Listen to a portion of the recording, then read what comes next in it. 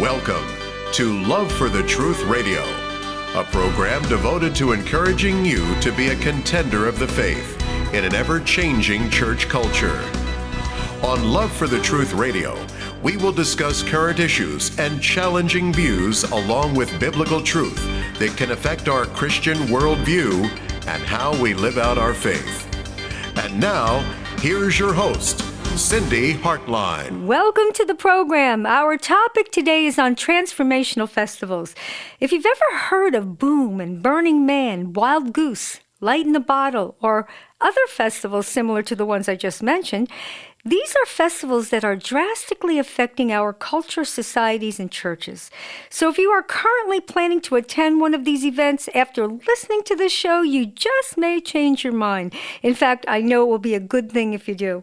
Well, our guest today is Carl Teichrib, global expert on the subject of transformational festivals. Carl is also the chief editor of Forcing Change, a monthly journal covering a wealth of information like transhumanism, transformational festivals, and other challenging news and views.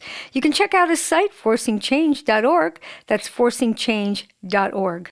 We've had Carl on our show before, so welcome back, Carl Teichrib. It's an honor to have you with us today.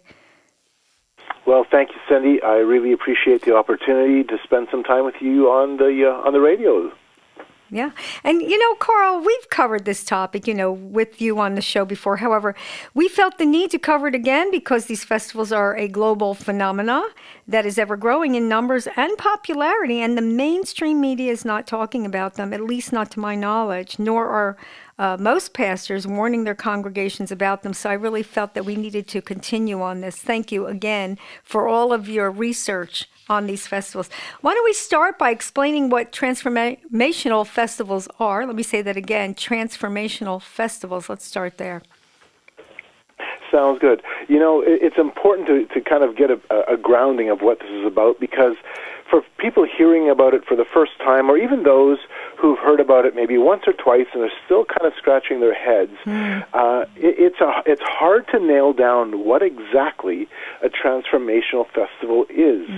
It's almost like trying to stick, Jello to a wall or nail Jello to a wall. It's hard to wrap your head around. The bottom line, though, and this is the case, it seems, with every one of the festivals that I've taken a look at, the bottom line is that it is at its roots a celebration of oneness, a time of coming together, connecting, forming an organic community. It usually involves dance music, electronic music. It usually involves having these events in natural places, deserts, mountains, big valleys, on ocean beaches. And what it tends to kind of break down into is a celebration of art, a celebration of connection, a place to envision and reimagine what the world would look like, what the ultimate ideal is and how it can be expressed.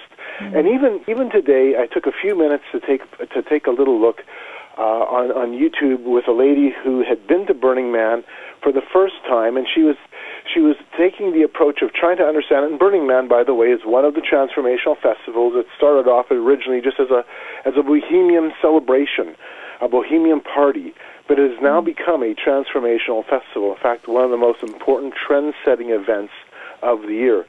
And this lady was talking about it from a perspective of being a businesswoman, and how even for herself she was able to take away business ideas, and how, in her words, this has transformed her life. It has transformed the way she does business. It has opened her eyes to new realities and new connections. But the important part here to really understand, and this is so important for us as Christians to grasp, is that what these festivals represent is simply the mirroring of what our culture already embraces. And that is this idea that we're all one, we're all together, we're all interconnected, we're all interdependent, we are all connected together as one. And that's the old-fashioned pagan ideal of man, nature, and God, all in its essence, composed as a unity. And so it's a resurgence of the old ways, the ancient wisdom, and that's the kind of terminology that gets thrown around. It's the branding and the celebration of a new form of spirituality. Said it very, very well, Carl. I remember you saying to me in our former conversation that it is a movement that reflects our paganized culture, Right. which it just seems like that. And it was interesting that you said reflect, that it wasn't just influencing, that we already are a paganized culture and it's reflecting what we are. So that's really interesting. Why don't we talk about some of the names of the fest? Because I know that there's a lot of people out there that probably have heard of them, but they didn't realize what they were. So why don't we just share some of the names of these fests? Oh, sure. And it's interesting because some of these are going to be names people recognize. Burning Man is definitely the one that strikes in the minds of most people. Yes. But there are many, many others. Universal Religion, which is a big one out of Nepal. Wicker Man out of Scotland. Lightning in a Bottle, which takes place in Southern California. Rainbow Serpent, the Maitreya Festival. There are a number of them across Europe. Boom and Ozora. Some of them attracting very, very large numbers of people. Zagat, which is a massive festival that brings together almost 400,000 people in Hungary. I believe it's in Budapest. Is more of a music, more of an art celebration, but over the years it has captured a transformational side to it, embracing transformational components, spiritual places for yoga and meditation, a real push towards green living, holism, and now this is not just simply a place to come and rock the night away, or a place to come and just party, but also as a place to come to learn, to be educated, to all of a sudden soak up a new way of thinking, a way of thinking that will not just affect what you're going to be doing in the next couple of hours as you're at this festival or the next few days, but will affect your worldview, and indeed that is the point. So those are some of the names of the festivals. And some, Cindy, are huge concerts that have literally this idea of oneness built within them. And the one that's by far the most recognizable is TomorrowLand. TomorrowLand and the U.S. side, Tomorrow World. And those are massive concert events. But even so, in between the stage settings and the changeover from the different performers and DJs, the stage itself is preaching, literally preaching about your unity, your connections, your oneness, and it develops its own mythology. It's a complete mythos that you can ingrain yourself in and move along and be part of. And so people who go to these events always describe them in almost spiritual type of language, saying this changed my life forever. I was going one way, and now I'm taking a 180-degree turn and going a different direction. There's a lot of talk that what these are is this new generation's new sacred space, and that's some of the language that now is being thrown around when it comes to transformational festivals. And that really suggests the sacred space lingo suggests a spirituality. So at these festivals, they're preaching unity and oneness, and using types of spiritual language, and again, this is more of a pagan worldview that's coming into our society, or actually, like you said, reflecting where we already are. So, Carl, like you did mention some of the places that they're held, but these fests are usually held in warm weather, I would think, right? And then in remote areas to accommodate masses.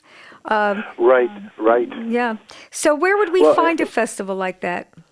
Well, they are in almost every state, and for myself as a Canadian, in almost every province. My province of Manitoba has 2 or 3. Your state, Cindy, I know that Pennsylvania and along the eastern seaboard, there is a remarkable amount. In fact, there are real hot spots for where these events happen.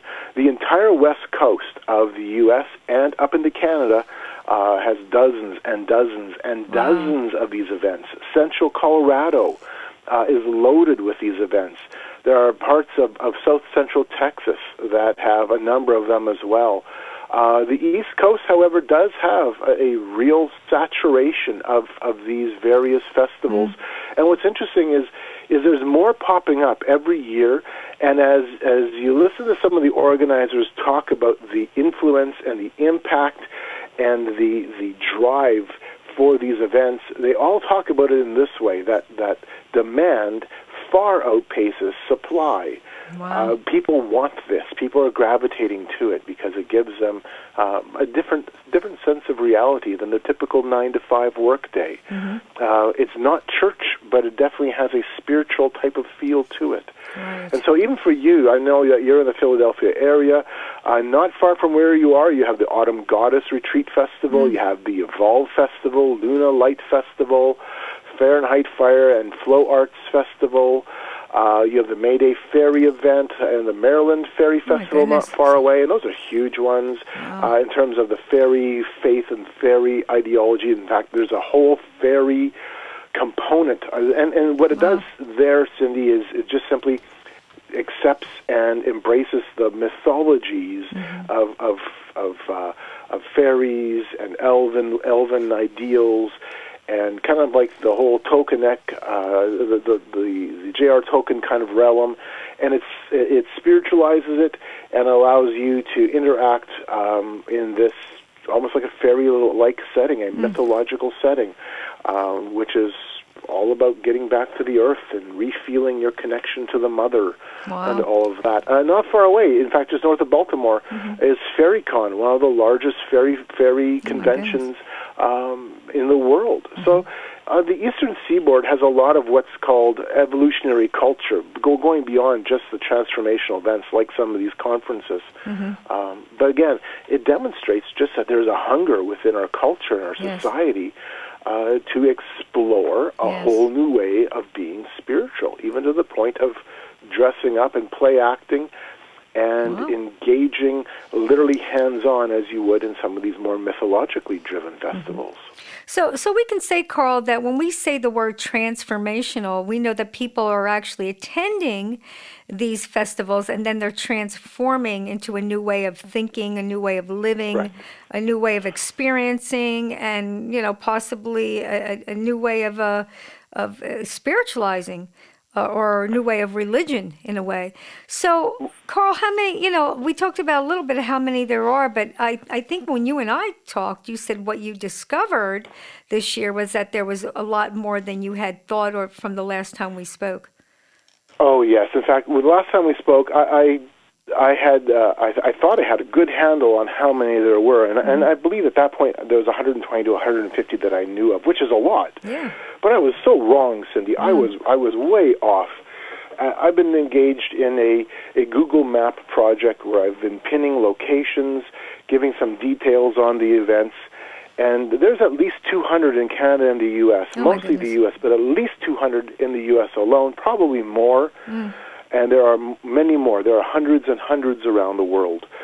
So it is a global phenomena, and like I said, there's a lot more than I originally thought. Yeah, and you mentioned a little bit about how many people attend, but let's give some facts here.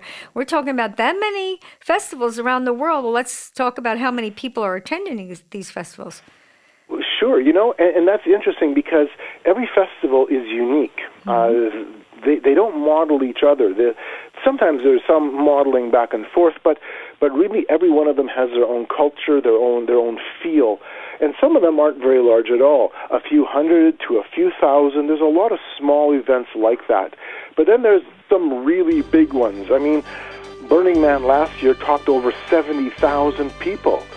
TomorrowWorld and TomorrowLand, I believe last year was 360,000 people spread over the course of 2 weekends.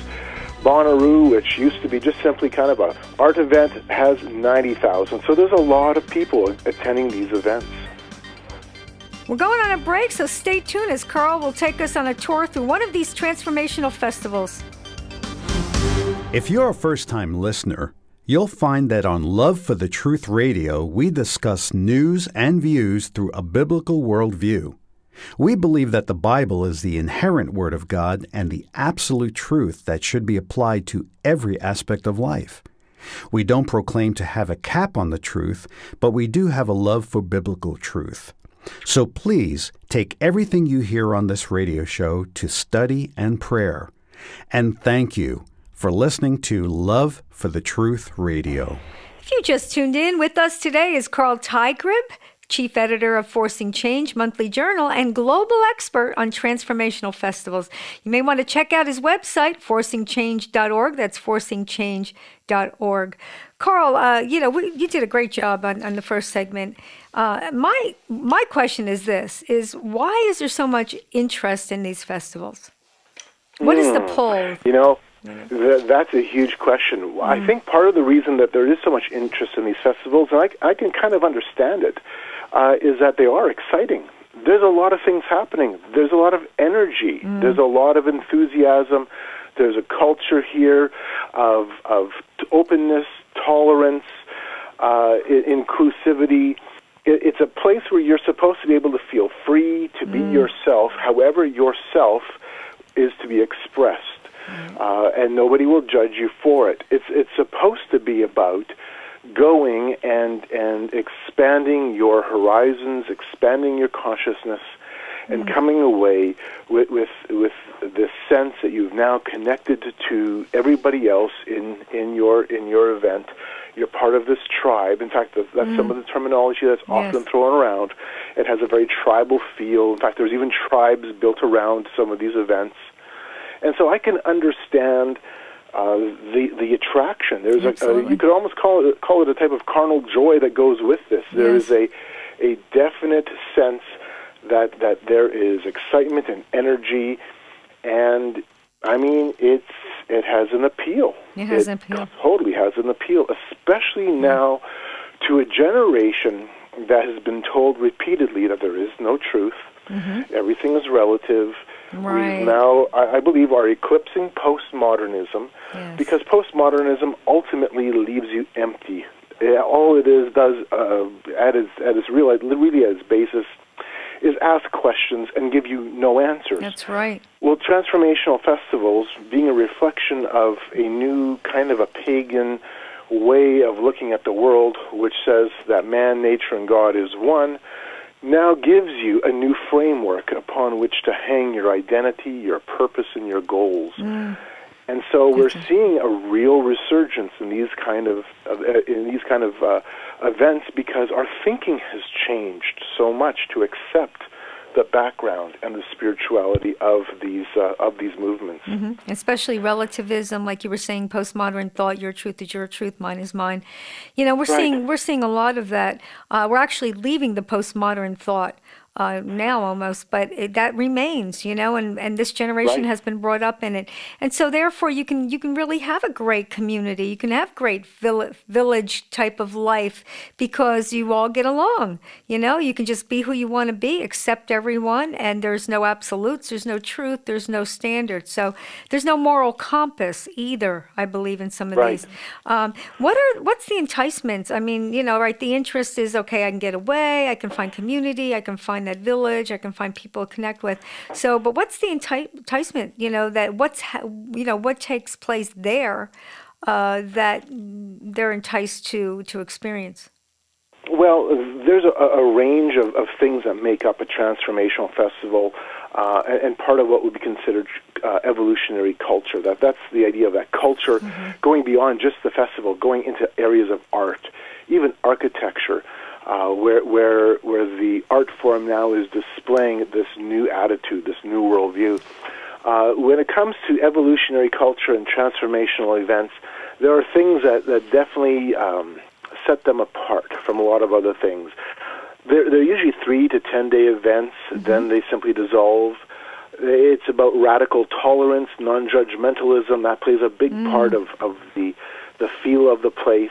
Oftentimes there's going to be shrines or temples, sometimes full-blown temples, like at Burning Man. Burning Man has a huge temple, massive temple. Lightning in a Bottle has a temple of consciousness. Other ones have sacred spaces and places where you can come and meditate and become one with nature. There's a sense of having harmony with the natural world, having harmony and unity with a natural setting. It's not uncommon to have rituals, opening and closing rituals, yoga.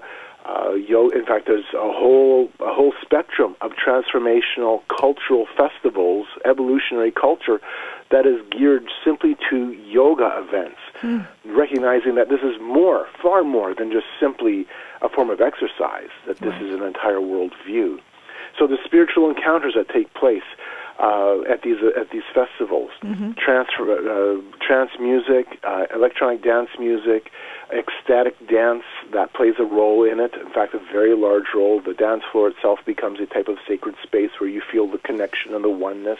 And it's interesting because EDM music, electronic dance music, when I've listened to some of the different people who've been involved in the industry, they're very, very honest and open about the idea that the dance floor becomes this place where you're all connecting in. And yet, if you just simply do this in your bedroom on your own, doesn't have quite the same feel. Right, exactly. You know, you're just bopping along. But here, there's something that clicks with everybody. And that's what's being anticipated at these events, that you're clicking in. And so you'll even see that within some of the artwork, the sculptures that are brought in and built on site, the visionary and interactive art forms. A lot of these types of festivals will have workshops and seminars, places that you can go and learn, take courses. So it's considered a place of experiential learning, participating. You're not just simply, and this is one of the parts that makes it very appealing, Cindy, you're not just coming as a spectator. Right. You're coming to engage. That's right. That's the word. So those are some of the things that sets it all up. But, you know, last February, I ended up running into a young lady, in the airport in Minneapolis. I was flying down to Southern California to speak on transformational festivals and evolutionary culture, and she had a hula hoop with her, and she was waiting for her plane, I was waiting for mine. And we had just a brief moment to talk, and I looked at her and I said, "Hey, are you a flow artist?" And she said, "Yes, I am." And I just simply asked, "Well, which transformational festivals have you been to?" And so she started listing a whole bunch of transformational events, flow events, and different other evolutionary cultural settings that she's been to and performed at. And so after hearing this list, I simply asked her the question that was probing in my mind. What's common to all of them? What's common to all the transformational events you've been to and this whole cultural shift that's taking place? Yes. And her answer was swift and very telling. She just simply said this: it's spiritual. It's all very spiritual. And that's the key. That's exactly what they're feeling and singing. Maybe, well, apparently this girl knew what she was encountering. But, you know, it's like you see this dance and this music and the beats and everybody's in the same rhythm. You know, let's go on a little bit of a tour here. You know, if I was walking through these festivals, I mean, you explained it very well of what's there, but also, you know, we might see people dressed in costumes, and they're all dancing to the same beat. They're all moving together. There's a harmony happening there. Of course, they encounter emotionally of being one, and that just seems to be exactly what these festivals are trying to do, is bring people together. But again, there's a spiritual thing going on, and you know, so what one might see, feel, maybe not expecting as to what they're really, really, really experiencing, which might be a spiritual encounter. Right. I was watching one interview with a DJ who attends these events, and this person made the interesting observation that many times people will come just simply for the concert aspect, just for the dance, just simply for the party. But in the process, in the time that they're there, something's clicked, and they realize that they've had something more that has changed their life. They've had a transformational experience. They've touched into something spiritual and deeply, deeply meaningful to them, and it's changed them. And that they come back then every year, or they'll follow the festival circuit, continuously looking and hoping to attain that feeling, to continuously stay connected into that type of a unity. And so it's recognized that, people come for just the party and oftentimes end up leaving with a whole different spiritual experience. Yeah, and the spiritual experience that you're talking about, Carl, is not with the Lord Jesus Christ. It's a different spirit, right? Am I right about that? Absolutely. This is not a Christian spirit in that sense. It would be more akin, if you're going to use a biblical analogy, it would be more akin to the spirit or the spiritual feeling of Babel and the Tower of Babel in the book of Genesis, where we come together and in our unity and in our power, we celebrate and build our sense of community around our own unity, our own humanist aspirations and humanist feelings. And so this idea that there's a spiritual sense, this spiritual longing that comes when mankind moves together in these kinds of fashions is very, very telling. But that as I read and study in different areas, not just simply postmodernism, I've spent a lot of time trying to understand the pagan worldview. Even just this week, I was engaged in quite a few texts and books on Wicca, different spell books and different materials that way. It was interesting because they all spoke about a feeling, and that's important. It's a feeling of connection, a spiritual feeling. They felt like now they're part of the universe. They felt like now they're part of the cosmos.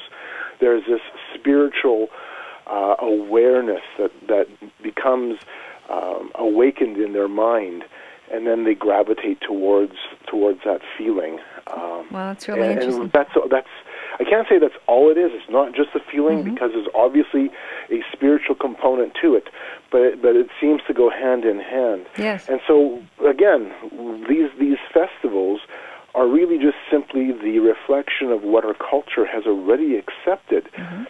Going back even to the year 2000, there was a poll done in the U.S., and approximately 80% of the people that had been polled, approximately 80% of Americans agreed that we are all connected, we're all one. What? Whether they understood what that meant or not was irrelevant. Right. The very fact that they intuitively believed that and intuitively expressed that was remarkable, because it demonstrated just how ingrained that feeling and ingrained that belief had become, whether people realized it or not. Many would agree that we are living in unprecedented times. Grave immorality is on the rise, as in the days of Noah and Sodom and Gomorrah.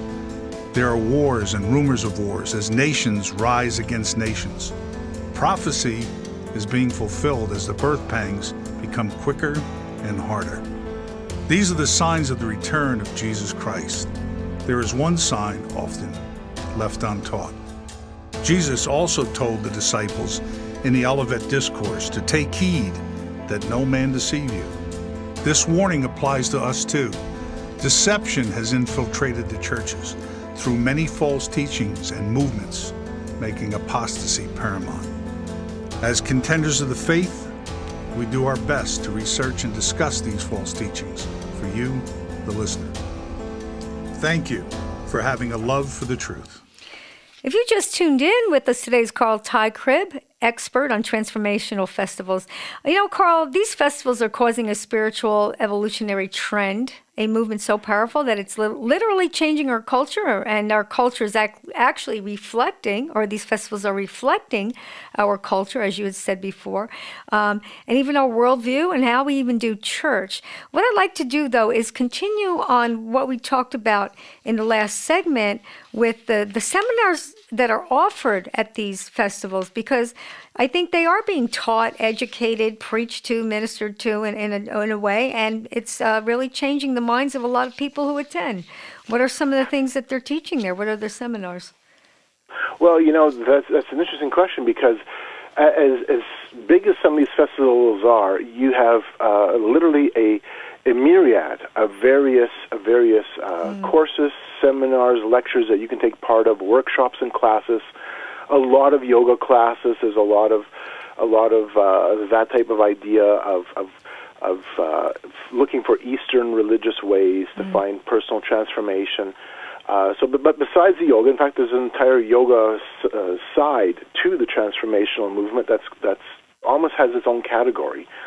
But besides that, there are courses and workshops on green living, on permaculture, on environmentalism. There's workshops on things like music development and art design, fashion. The list is as broad as you can think of, because realistically, if oneness is the dominant worldview, doesn't mean it's the right worldview, but the dominant worldview, then somehow it needs to be able to penetrate any and every facet of society. And so, yeah, you have things sometimes that you might not think of at a festival, like maybe courses on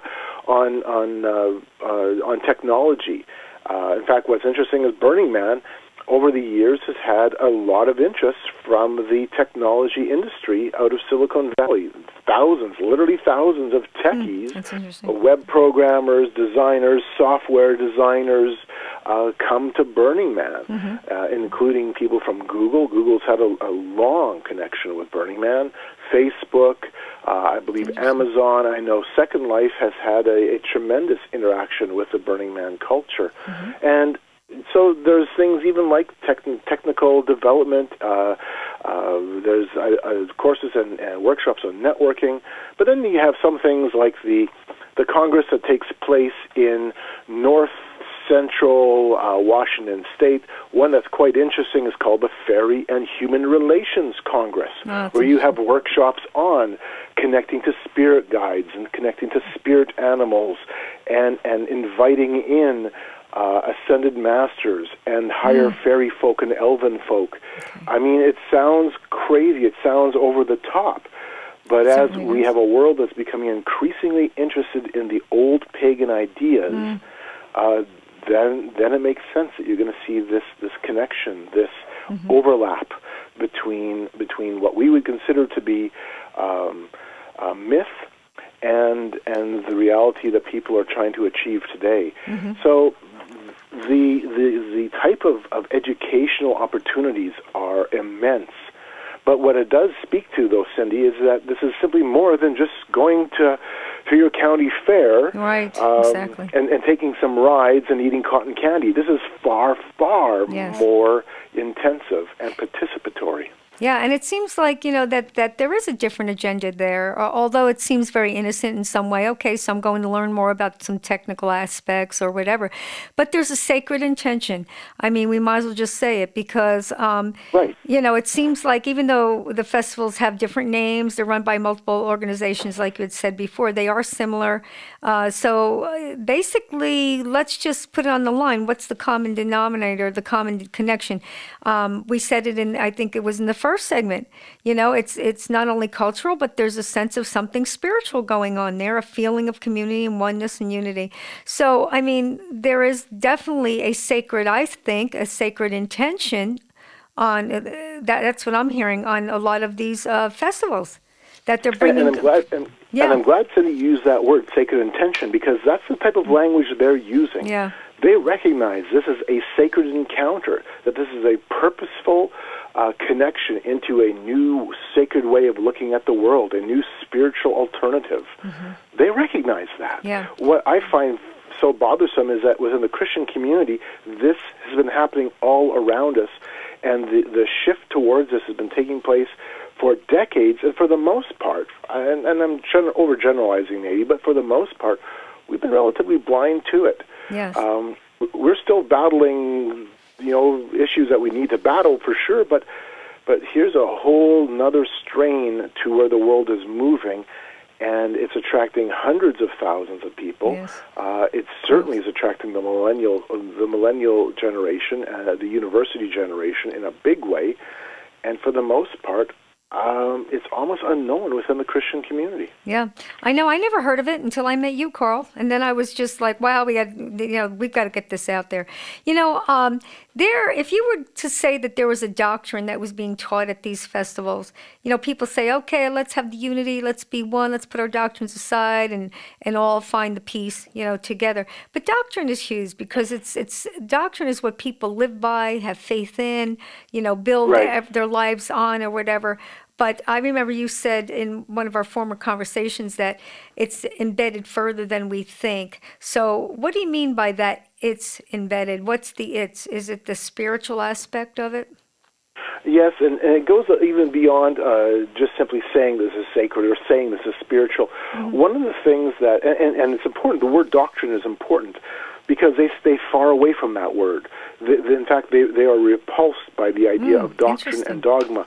And yet at the same time, even though they are at war with those words, believing they come from a Christian worldview that has been rejected, they themselves are carrying dogmas and doctrines. Yes. They are more loose, but they are there nonetheless. And what's interesting is probably the core one that I see as I've rubbed shoulders a little bit with the transformational culture, both online and in person. What is evident is at the very, very soul of this, it is that you as a participant all of a sudden realize, I am divine. Wow. I am connected. I am one with the cosmos, and I am now expressing and feeling and becoming aware of the goddess or the god within me. There it is. I think that's the bingo. It's the God in me. I am a little God. It's all about me, and I think that's where we get off. We really get off the narrow way and get onto the wide path at that point. You talked earlier about the music, the dance performance or dance performances. Music plays a huge part in bringing those who attend to a oneness of mind, that oneness and unity.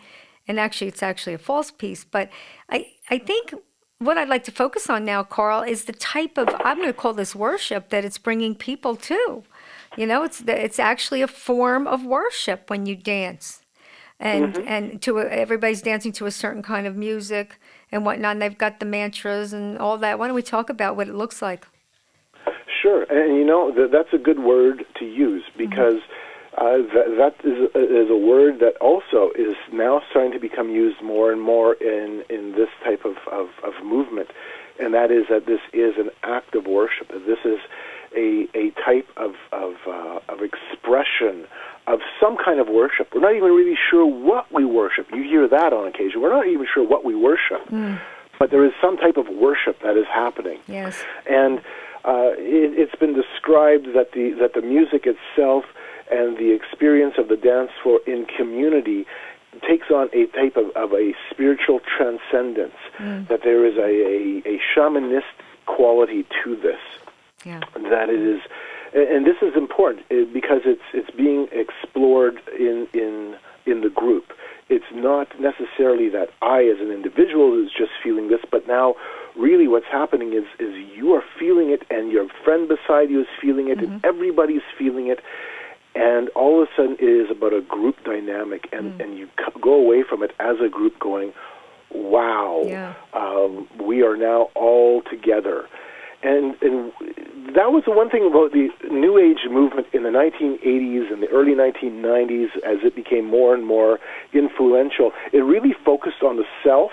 Now, while that is still there, there's this other component, this other dimension, and it is the focus not just on the self as being a god or being divine, but now the focus is also on the we are divine. We are part of the god or part of the goddess. And so it's evolved. The New Age itself has become, has changed. I like to call what Transformational Festivals represent, which is really a type of cosmic humanism, I like to call it the New Age, because that's really what it is. Yes. It takes the ideas of the New Age and then expresses it into the group dynamic in a bigger way than it ever had before. Yeah, because it's becoming so much more like that oneness, and there's so many people being involved. It's not set apart in and of itself.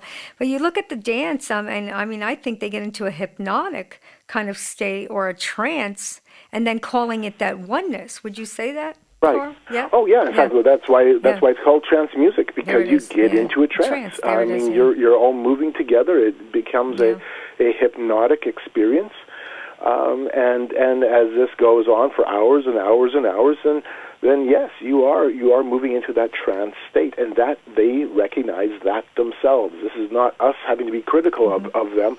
They themselves say, yes, we are moving into a trance state. We're moving into a type of techno-trance shamanism. There it is, that's the verbiage. And at this point, you're going, well, this is not a party anymore. This is far beyond just simply a party or the idea of a fair or a county festival. This is going into a completely different realm.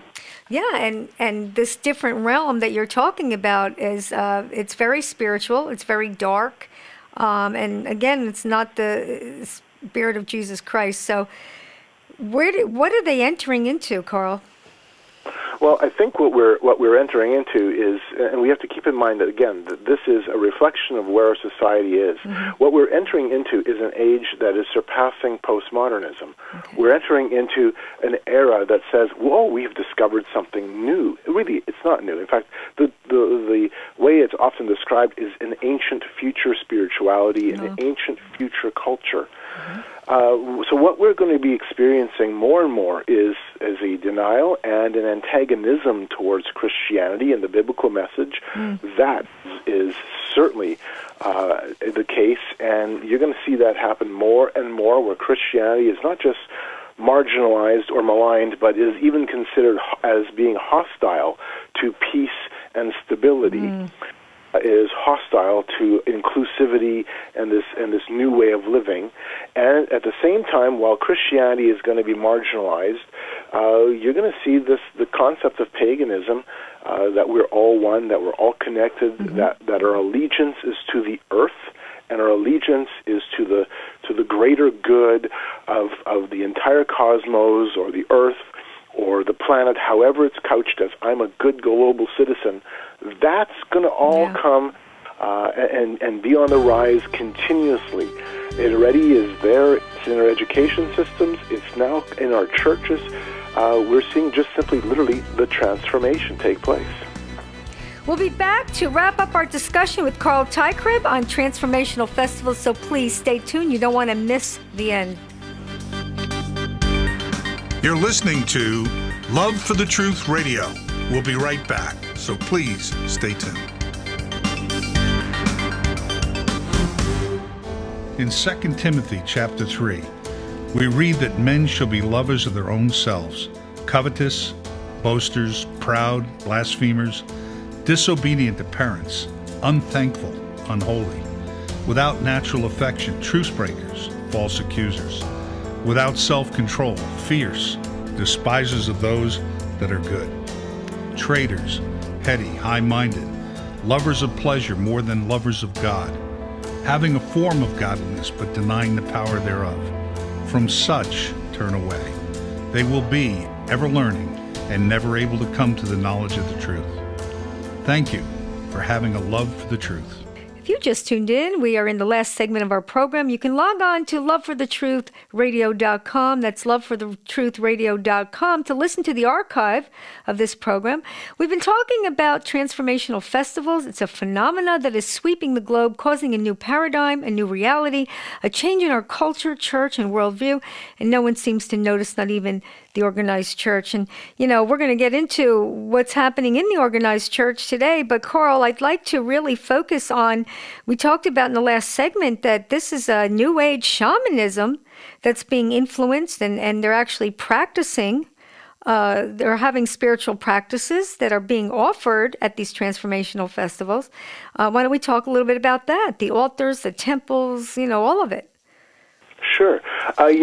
There's, again, a massive sweep of different spiritual experiences that take place at these events. And, of course, every event is a little bit different, and everyone has a different flavoring to it.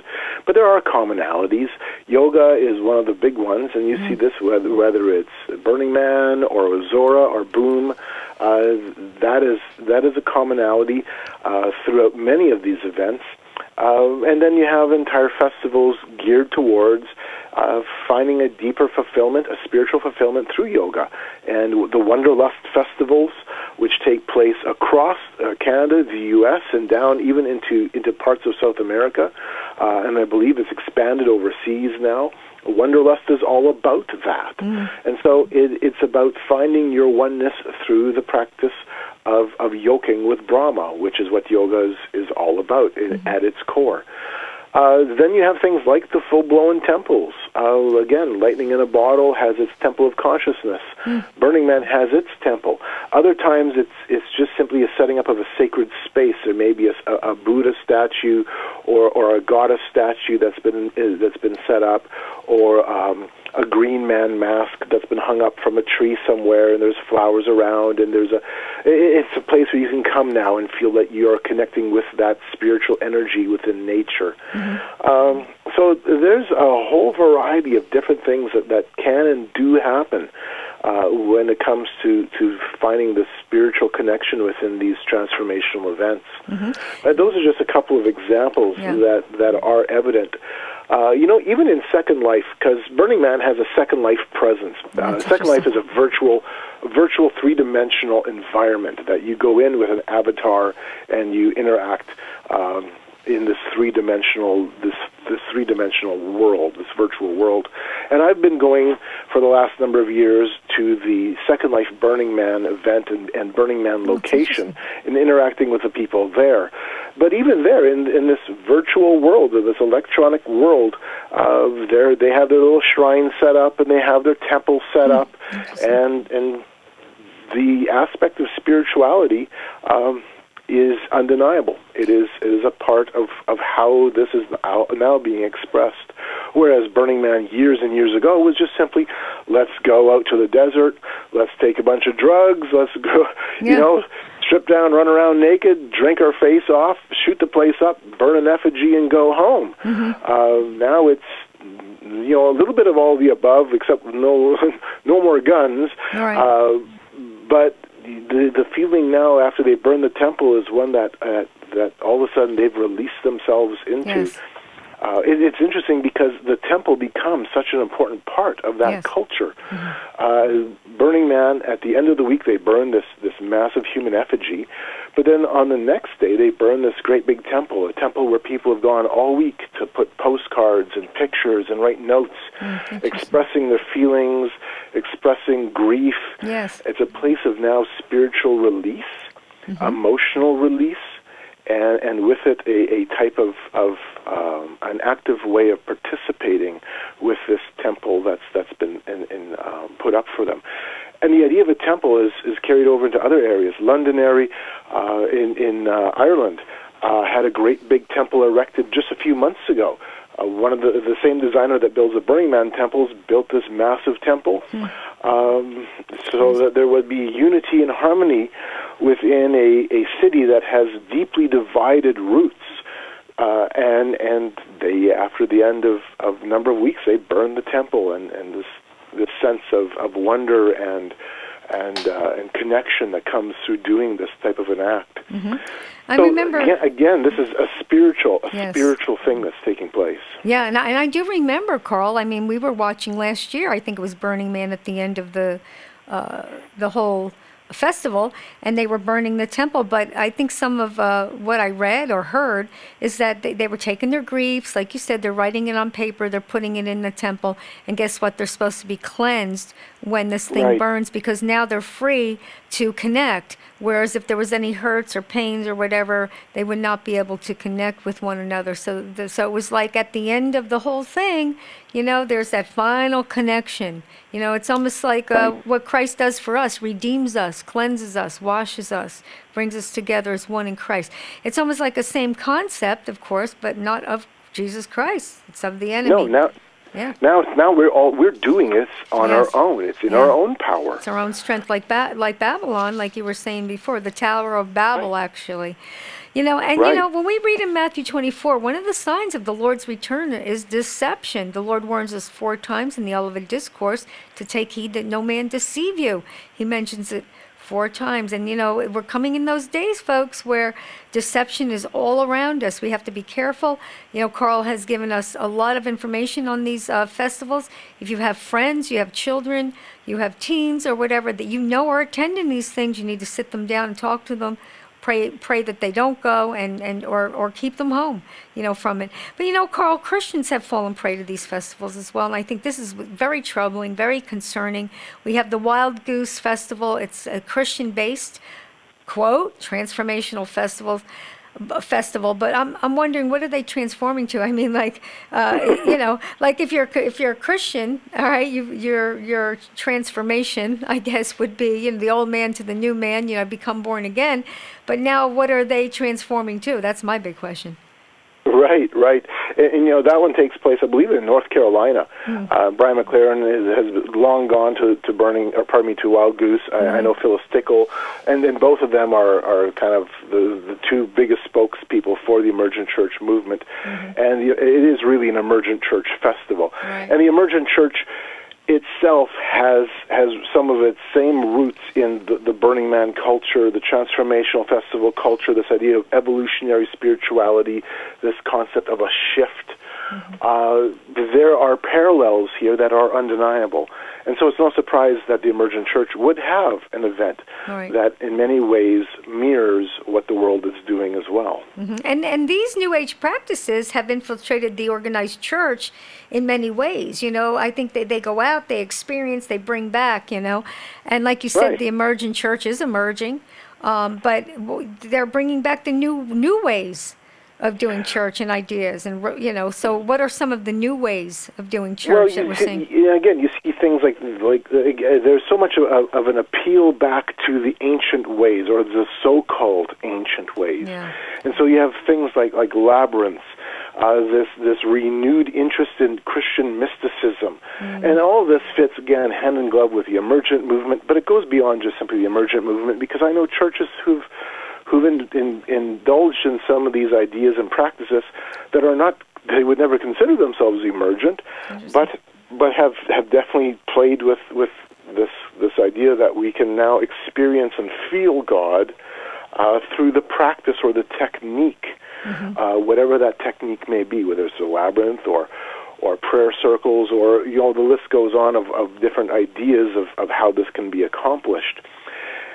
So there is a definite carryover, and it is a traceable carryover between Burning Man and Transformational Festivals and some of the influences even within Christendom, particularly again within the emergent church movement. Yeah. So if you hear of and by the way, as we are right now, you and I talking, this is Friday evening.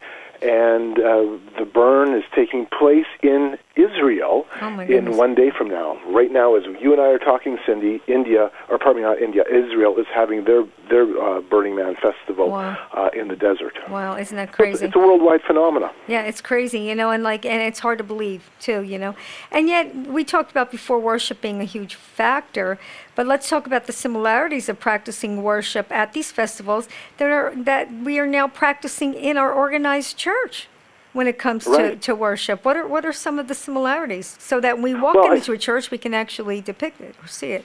Right. I think one of the things, and it's always kind of been there, it's a part of certain denominations and certain strains of Christianity, is the emphasis on the feeling. The emphasis, and this isn't necessarily a carryover from transformational events, but it definitely shows that there's a pattern that takes place. And it's fascinating, as I've talked and interacted a little bit with the transformational community as they've expressed what has happened to them.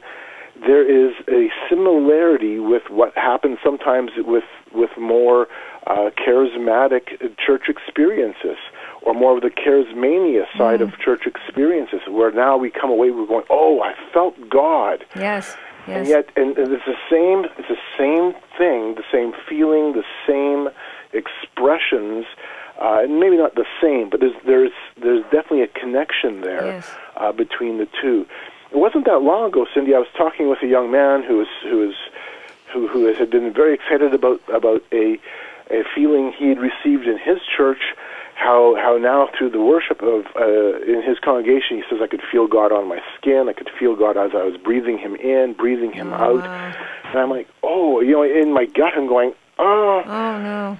This, I know what you're trying to say, or I think I know what you're trying to say, but what you're doing here is you're teetering over a very fine line, and what you're talking about here is really, again, more of a pagan concept. Yes.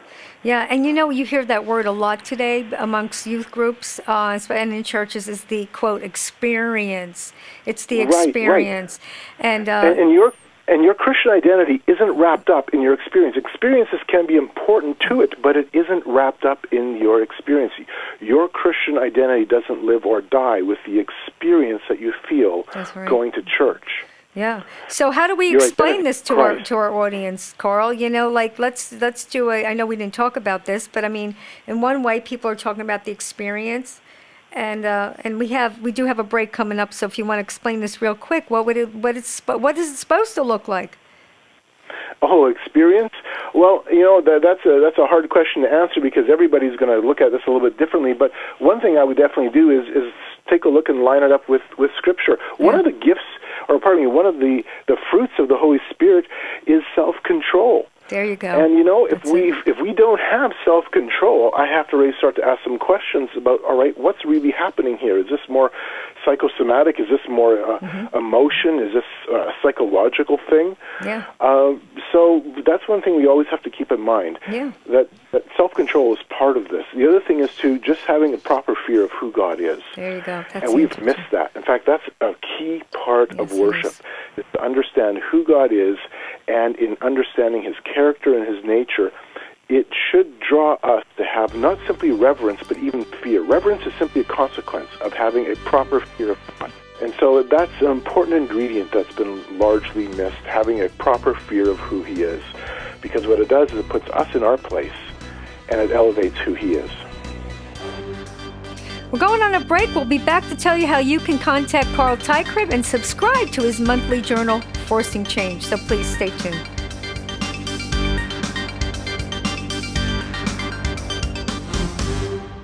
I want to personally thank you for listening to Love for the Truth Radio. Please visit our website at www.loveforthetruthradio.com. That's www.loveforthetruthradio.com. Carl, you've covered a lot of information on this show. I'm sure everyone that has been listening has a good idea of what these transformational fests are really all about. And, again, I think, folks, is what we really need to focus here is that this is a false unity. It's a oneness. It fits right into the ecumenical movement. It helps set the stage for the one world faith. So we have to be really, really careful about getting involved in these. And as Carl had mentioned before that, it's a different altered state of mind. But you know what? There could be demonic activity going on there, and that's something we've got to really be careful about and watch your kids. Ask your teen, where are they going? What is this music and arts festival all about? Because it may be all about transforming to something you don't want your child to transform to. If you have loved ones, just keep an eye out. Because Carl certainly has given us a lot of information. Carl, do you have any further advice to give? One thing I would suggest people do is take a look at Acts 17. Mm-hmm. In Acts 17, Paul is addressing a pluralistic, paganistic culture and bringing in the truth of the character of God, the nature of man, and who Jesus Christ is. I think we need to start looking at Paul's model and beginning to emulate that as well in our churches and even within our own families, and seeing, hey, how did Paul do this in a culture that really isn't a lot different than ours? In fact, they are remarkably the same. And so I think that's a good starting point. And I would definitely recommend people read Acts 17 and think through that model. Oh, that's great. That's great. And now, Carl, give us some of your information. How can people get in touch with you? Everything that you have to offer, you can share at this time. Sure. Well, first of of all, we have a webpage, forcingchange.org, and that has a monthly magazine. In fact, not this month, but the last month, we had 2 articles, one on Transformational Festivals and one on fairy faith, that I know that your audience will find very interesting. It is a subscriber-based magazine, and there's almost 10 years of back issues that people can access. Everything from Transformational Festivals to transhumanism and global governance and interfaithism. You can also follow us on Twitter, like us on Facebook, and you can get a hold of us through our webpage. That's awesome, Carl. Carl, you know what? You're just walking with a lot of information inside of you. Thank you so much for sharing your expertise on the subject. I know that it's going to help a lot of people and perhaps save a lot of people from spiritual harm. So, again, I want to thank you, Carl, for coming back and sharing this with us. And audience, we would just say see you next week, and God bless.